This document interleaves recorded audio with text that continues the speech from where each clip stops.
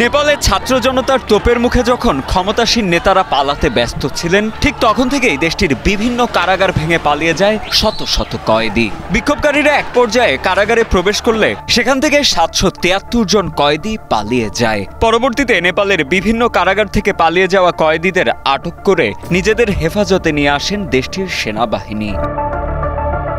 বার্তা সংস্থা রয়টার্সে প্রকাশিত ভিডিওতে দেখা যায় সেনাবাহিনীর সদস্যরা ধরা পড়া পলাতক কয়েদিদের কয়েকজনকে ঘিরে রেখেছেন। সেনারা বন্দীদের সাথে সমঝোতা করছেন এবং শান্তিপূর্ণভাবে একটি গাড়িতে করে নিজেদের হেফাজতে ফিরিয়ে নিয়ে যাচ্ছেন।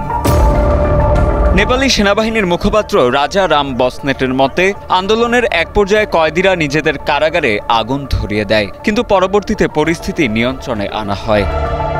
আন্দোলন চলাকালীন সময়ে নেপালের পশ্চিমাঞ্চলীয় দুটি জেলায় দুটি কারাগার ভাঙার ঘটনা ঘটেছে। দেশটির কাস্কি জেলায় পুলিশ জানায়, দুপুরে জেনজি আন্দোলনকারীরা কারাগারে প্রবেশ করলে সেখান থেকে ৭৭৩ জন কয়েদি পালিয়ে যায়। অন্যদিকে দাং প্রদেশের তুলসীপুরে অবস্থিত কারাগার থেকে ১২৭ জন কয়েদি পালিয়ে গিয়েছে বলে নিশ্চিত করে স্থানীয় পুলিশ।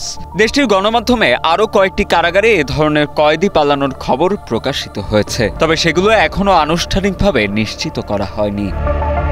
কয়েদিদের এ ধরনের গণপলায়নের ঘটনা নেপালের সাম্প্রতিক রাজনৈতিক অস্থিরতারই একটি প্রতিচ্ছবি। গত সপ্তাহে নেপাল জুড়ে সামাজিক যোগাযোগ মাধ্যম নিষিদ্ধ করার সরকারি ঘোষণার পর থেকেই দেশ জুড়ে বিক্ষোভের সূত্রপাত হয়। সেই বিক্ষোভের জেরেই বিভিন্ন শহরে ব্যাপক সহিংসতা ছড়িয়ে পড়ে, যেখানে পুলিশের গুলিতে অন্তত ১৯ জন নিহত হন।